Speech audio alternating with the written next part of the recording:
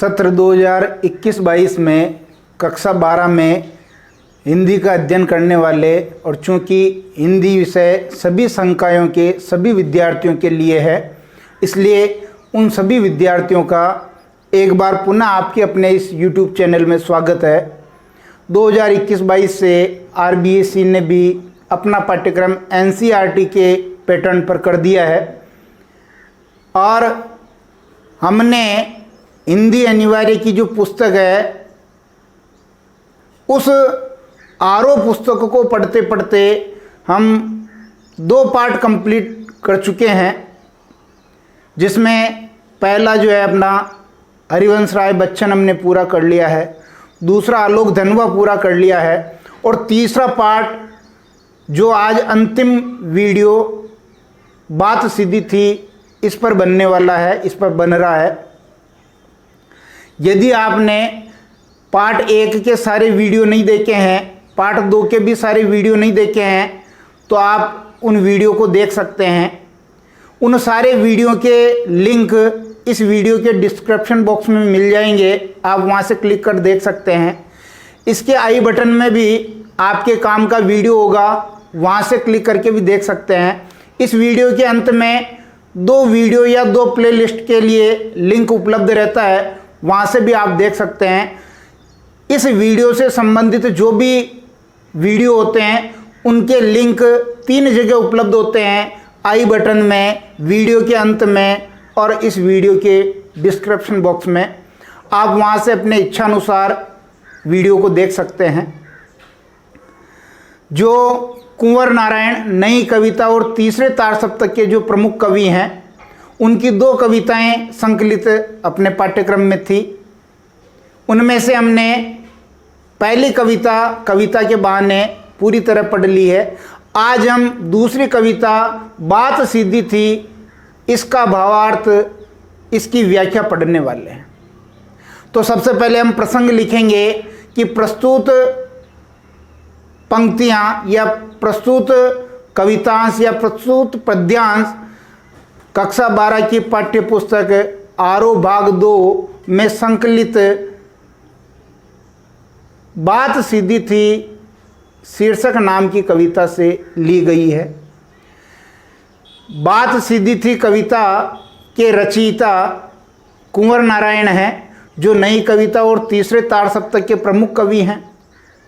ये कविता उनके प्रमुख काव्य संग्रह कोई दूसरा नहीं, उससे उद्धृत है और इस कविता में कुंवर नारायण ने बात की यानी भाषा की सहजता पर बल देने की कोशिश की है। कथ्य और माध्यम के द्वंद्व को उकेरते हुए भाषा सहज होनी चाहिए, कुछ निश्चित शब्द के कुछ निश्चित अर्थ होते हैं और जिस अर्थ के लिए जो नियत शब्द है उसी का वहाँ अपने को प्रयोग करना चाहिए। बात में अनावश्यक क्लिष्टता नहीं आ जाए। क्या नहीं आ जाए? क्लिष्टता।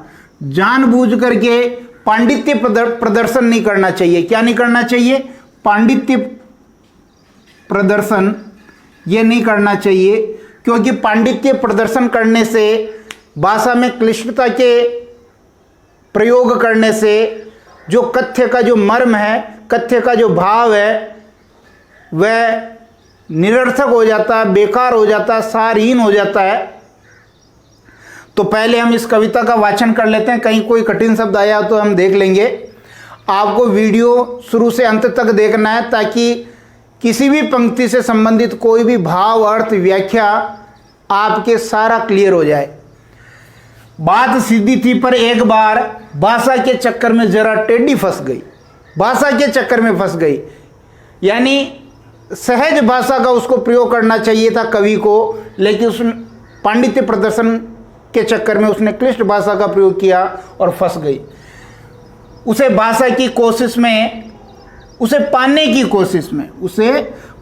कोशिश में यानी जो कथ्य का जो भाव है यानी बात का जो अर्थ है,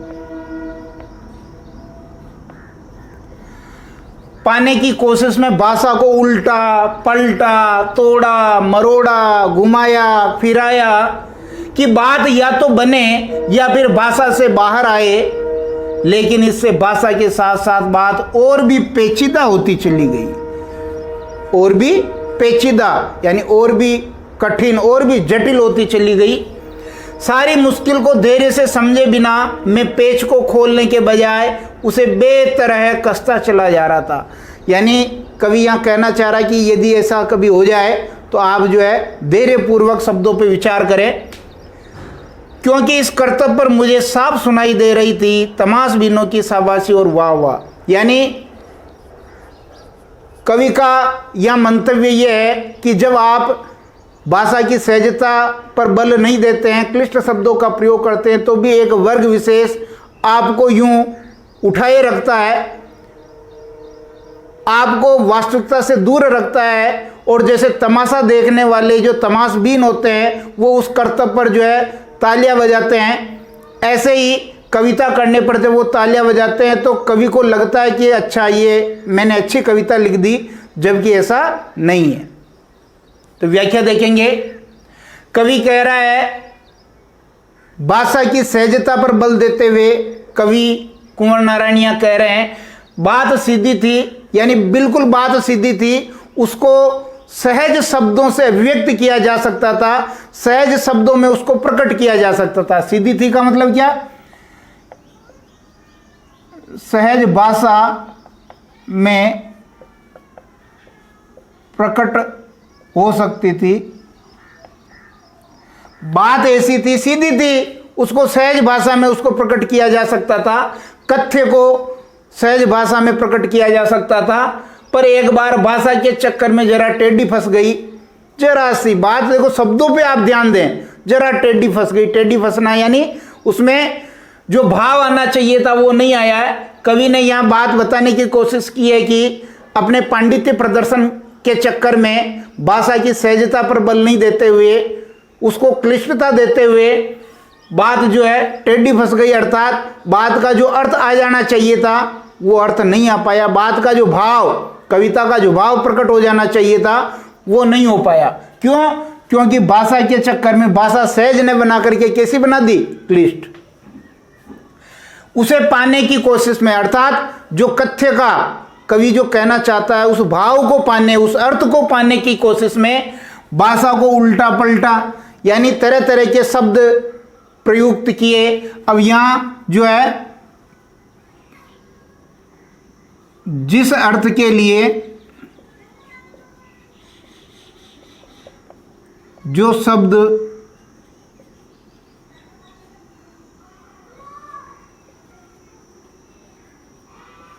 उपयुक्त हो वही प्रयुक्त करना चाहिए।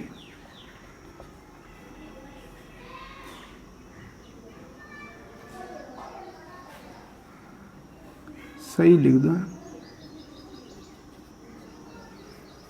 तो ध्यान दीजिए, यहां कुंवर नारायण जी ये बताना चाह रहे हैं कि प्रत्येक अर्थ के लिए एक शब्द नियत होता है, उसी शब्द को हमें प्रयुक्त करना चाहिए। यदि हमने क्लिष्ट शब्द का प्रयोग किया तो वहां गड़बड़ हो जाएगी। तो कवि कह रहा है जब भाषा के चक्कर में, उसको अलग अलग प्रयोग करने के चक्कर में, जब बात का जो अर्थ है, बात का जो मूल भाव है, कविता का जो मूल भाव जब वो प्रकट नहीं हो पाया तो क्या किया? भाषा को उल्टा पलटा, भाषा में तरह तरह के शब्दों का प्रयोग किया, तोड़ा मरोड़ा, कभी किसी शब्दों को तोड़ मरोड़ करके नए नए शब्द बनाए, घुमाया फिराया, कभी किसी शब्द को आगे रखा, कभी किसी शब्द को पीछे रखा कि बात या तो बने। कवि चाहता था कि बात बन जाए, यानी बात बन जाना मुहावरा है यहाँ, बात बन जाना यानी बात का अर्थ स्पष्ट हो जाना, कि बात बने। कवि चाहता है कि भाई बात बन जाए, या फिर भाषा से बाहर आए, या फिर जो है जो शब्द हैं उनको बाहर निकाल लें, लेकिन इससे भाषा के साथ साथ बात और भी पेचीदा होती चली गई। पेचीदा का मतलब हो गया जटिल होती चली गई, यानी मामला बनने के बजाय और क्या हो गया? बिगड़ गया। अरे जो भाव आना चाहिए वो भाव आने के बजाय और ज्यादा फंस गया। सारी मुश्किल को धैर्य से समझे बिना। कवि यहाँ कहना चाह रहे हैं कि जब ऐसी बात हो जाए तो कवि को धैर्यपूर्वक समझना, सोचना चाहिए, कोई जल्दबाजी नहीं करनी चाहिए। लेकिन यहाँ जो है कवि की जल्दबाजी की ओर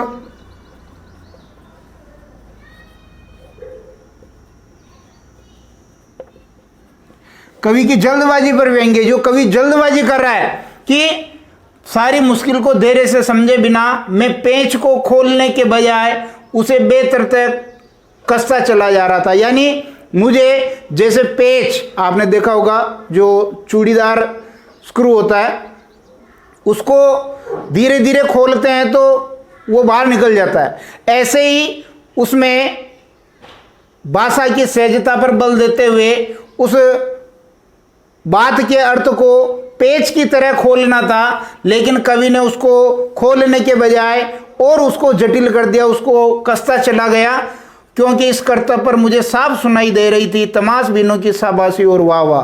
कवि कहना चाह रहा था कि वह गलत कर रहा है, भाषा को और क्लिष्ट बनाता जा रहा है। जो अर्थ कथ्य का भाव जो स्पष्ट हो जाना चाहिए वो अर्थ स्पष्ट नहीं हो रहा है। फिर भी जैसे किसी कर्तव्य पर तमाशा देखने वाले तमाशबीन जो लोग होते हैं वो तालियां बजाते हैं, इसी प्रकार मेरे इस कर्तव्य पर भी, जबकि कवि कहना चाह रहा है कि कविता करना कर्तव्य नहीं है, तो इस कर्तव्य पर भी जो तमाशा देखने वाले जो लोग हैं वो मेरी वाहवाही कर रही थे और मुझे शाबाशी दे रहे थे।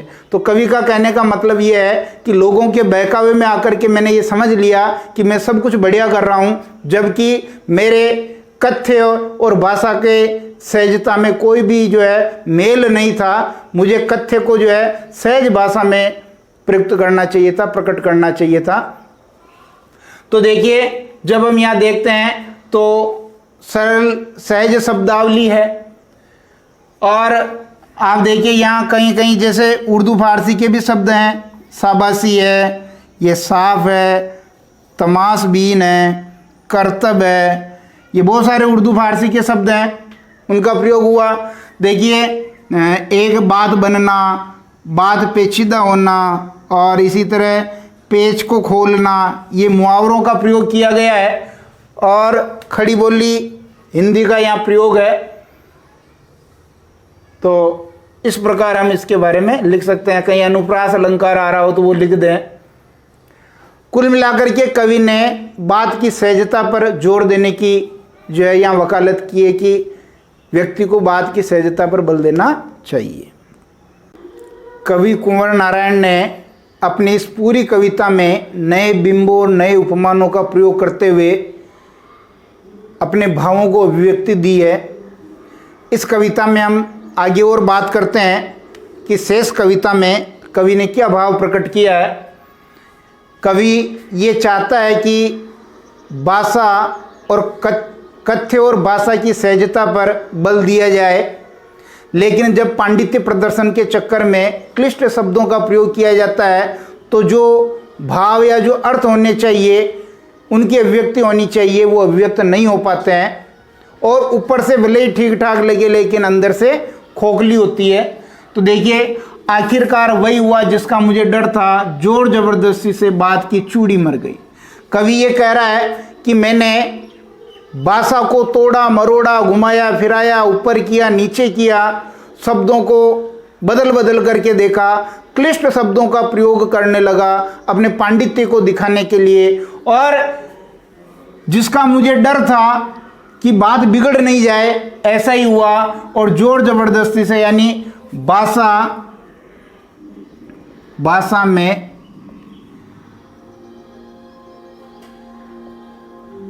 जबरदस्ती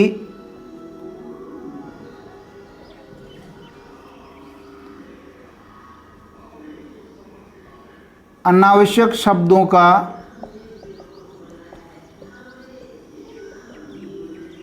प्रयोग करने से। कवि कह रहा है कि जिसका मुझे डर था वही हुआ, जोर जबरदस्ती में अर्थात अनावश्यक शब्दों को मैंने प्रयोग कर करके देखा, और इस चक्कर में बात की चूड़ी मर गई। चूड़ी मर गई यानी बात क्या हो गई? प्रभावहीन हो गई। बात क्या हो गई? प्रभावहीन हो गई। जो प्रभाव उसका होना चाहिए था वो प्रभाव नहीं हुआ। और वह भाषा में बेकार घूमने लगी। यानी बेकार घूमने का क्या मतलब है? सार्थकता समाप्त हो गई उसकी, या फिर वो निरर्थक हो गई, बिना अर्थ के। तो भाषा में वो बेकार घूमने लगी, हार कर मैंने उसे कील की तरह उसी जगह ठोक दिया। कवि ये कह रहा है कि जब मेरे सारे प्रयास बेकार हो गए, जब मैंने कथ्य और भाषा के सामंजस्य को बैठाने की बहुत सारी कोशिश की, यानी किस किस का सामंजस्य कह रहा हूं? कथ्य और भाषा का, इनका सामंजस्य होना चाहिए।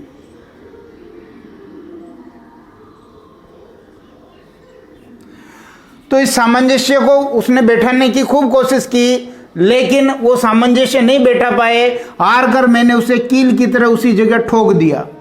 जैसे कील दीवार में ठोकी जाती है, लेकिन वो मजबूत नहीं होती है, धीरे धीरे धीरे वो ढीली हो जाती है, उसकी कसावट नहीं रहती। इसी प्रकार कवि ये कह रहा है कि जब मैंने सारी कोशिशें कर ली और कथ्य और भाषा का सामंजस्य नहीं बैठा पाया, तो मैंने जबरदस्ती जो शब्द जहां जरूरत नहीं है, जहां उसकी कसावट उस कविता में नहीं बन रही है, उसको मैंने कील की तरह ठोक दिया। ऊपर से ठीक ठाक और अंदर से न तो उसमें कसाव था न ताकत। ऊपर से जब आप देखोगे दीवार में जो कील लगी है, ऐसा लगेगा कि ये जैसे फिक्स है, ये अच्छी तरह लग गई है, लेकिन वास्तव में उसके अंदर न तो पकड़ है, न कसावट है, न ताकत है, वो आसानी से बाहर खींच जाती है। लेकिन जो स्क्रू पेच होता है, यदि आप उसको कस दोगे तो फिर वो आसानी से बाहर नहीं आएगा, उसमें कसावट होती है, उसमें मजबूती होती है। तो कवि ये कह रहा है कि जब मैंने कथ्य और भाषा के सामंजस्य को बनाने की खूब कोशिश की, लेकिन मेरे से बात नहीं बनी। पांडित्य प्रदर्शन के चक्कर में क्लिष्ट शब्दों का प्रयोग कर करके भाषा की सहजता के बजाय मैंने उसकी क्लिष्टता पर जोर दिया और बात बिगड़ गई। तो मैंने बात को कील की तरह ठोक दिया, जो ऊपर से भले ही ठीक ठाक लग रही थी, लेकिन अंदर से न उसमें कसाव था न ताकत। यहाँ कसाव और ताकत शब्दों पर ध्यान दीजिए। जो कसाव और ताकत शब्द हैं वो भावों की अभिव्यक्ति है।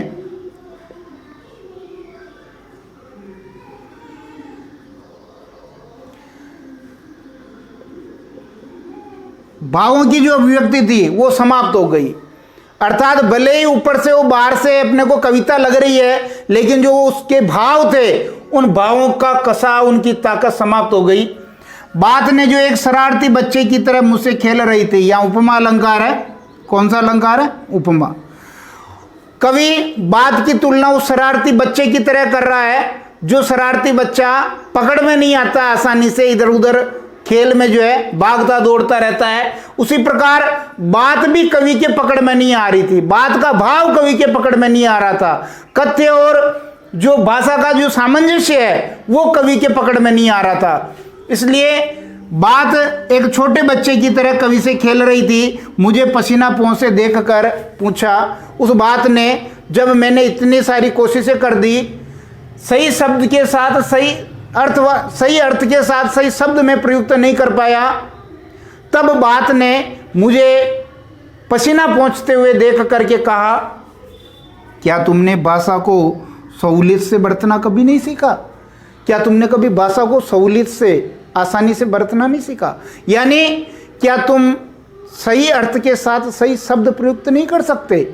क्या तुमने सही जगह सही शब्द को प्रयोग करना नहीं सीखा? यानी कहने का मतलब उस एक शरारती बच्चे की तरह बात ने जो है कवि को जो है एक साफ संकेत किया है कि यदि अपने भावों की अभिव्यक्ति करना चाहते हो तो भाषा की सहूलियत पर जोर दो, शब्दों की सहूलियत पर जोर दो, सहज भाषा का प्रयोग करो। यदि आप क्लिष्ट भाषा का प्रयोग करेंगे तो अनावश्यक क्लिष्टता के कारण भावों की अभिव्यक्ति नहीं हो पाएगी। इसलिए क्लिष्टता छोड़ो और सहज भाषा पर बल दो, सहज शब्दों पर बल दो। अनावश्यक उसको जो है टेढ़ा बनाने की कोशिश नहीं करनी। तो इस पूरी कविता में देखिए आपके उर्दू फारसी के शब्द मिल जाएंगे। और ये चूड़ी मरना है, इसी तरह देखो बेकार घूमना है, ये मुहावरे हैं। कसाव नहीं, ताकत नहीं, उर्दू फारसी के शब्द हैं। भाषा सरल है, सहज है। बिंबों और नए उपमानों का प्रयोग किया गया है। अब देखिए, जब अपनी यहाँ ये कविता समाप्त हो जाती है और कवि का उद्देश्य है कि कविता करते वक्त अपने कथ्य में भाषा की सहूलियत पर जोर देना, भाषा की सहजता पर जोर देना है, सहज भाषा का प्रयोग करना है।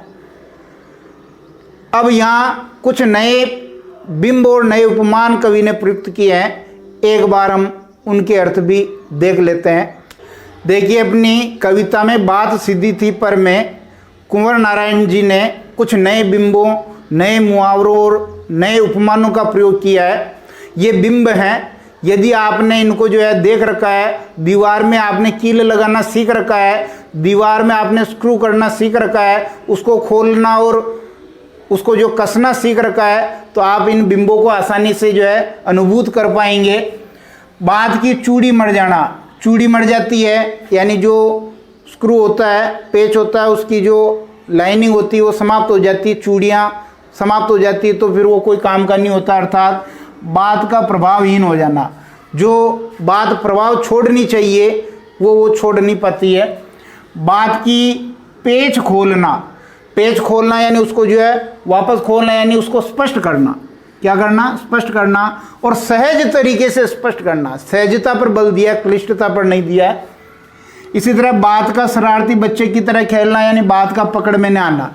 जैसे शरारती बच्चा कभी इधर चला जाता, कभी उधर, पकड़ में नहीं आता है, ऐसे यहाँ पर भी कवि ने चूंकि भाषा की सहजता को भूल गया है और पांडित्य प्रदर्शन के चक्कर में वह जो है बात के अर्थ को नहीं पकड़ पा रहा है।